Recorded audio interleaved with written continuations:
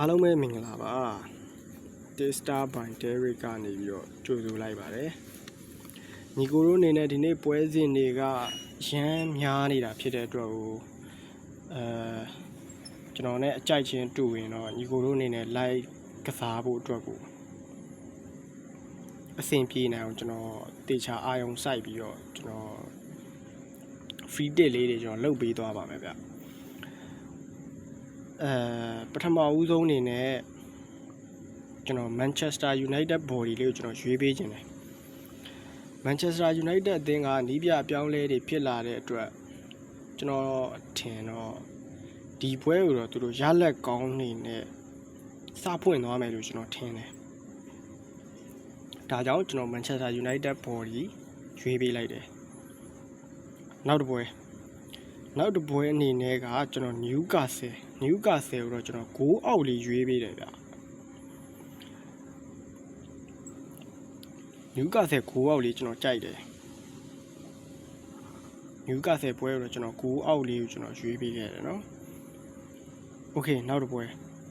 တော့ကျွန်တော် Sunderland 6ပေါ့ဗျ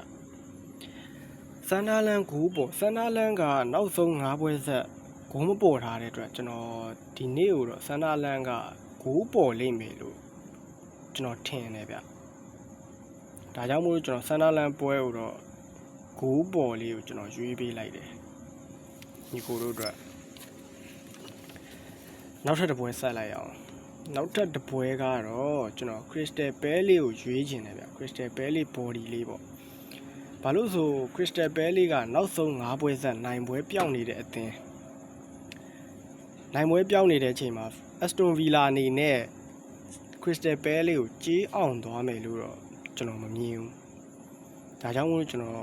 Crystal Palace ကို body လေးကိုကျွန်တော်ရွေးပေးခြင်းတယ်နောက်ထပ်တစ်ပွဲနေရတော့ကျွန်တော် Man City ဂိုးပေါ်လေးကိုကျွန်တော်ရွေးပေးခြင်းတယ်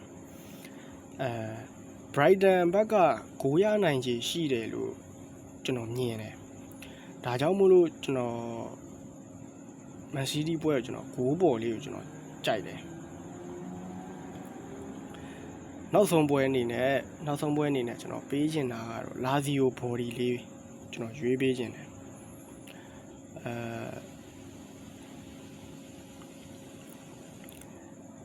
ဒီလောက်ပါပဲ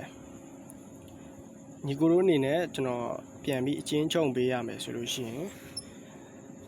Manchester United body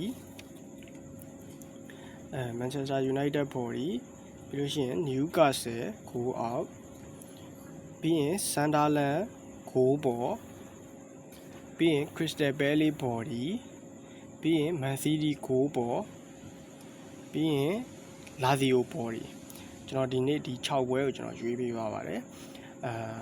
ညီကိုတို့လည်းစိတ်ကျေနပ်ကြမယ်လို့ကျွန်တော်မျှော်လင့်ပါတယ်ကျွန်တော်ရဲ့ဒီ Telegram free channel မှာလည်း Telegram free channel မှာလည်းကျွန်တော်အနေနဲ့ဒီ free date တွေကိုကျွန်တော်တင်ပေးသွားမှာဖြစ်တဲ့အတွက်ကျွန်တော် Telegram channel လေးကိုလည်း join ထားဖို့ကျွန်တော်မေတ္တာရက်ခံအပ်ပါတယ်ဗျကျွန်တော်ရဲ့ Telegram channel လေးကို join ဖို့ကျွန်တော်ရဲ့ bio မှာရောကျွန်တော်ရဲ့အခုဒီ video ရဲ့ comment မှာပါကျွန်တော်ရေးပေးထားမယ်အဲ့ဒီဟာလေးကို brother တို့ရဲ့ Telegram search bar မှာရိုက်ရှာပြီးတော့ကျွန်တော်ရဲ့ free tip များကို brother တို့ရယူနိုင်ပါတယ် Telegram free channel မှာကျွန်တော်ပွဲစဉ်တွေကိုအမြဲတမ်းကျွန်တော်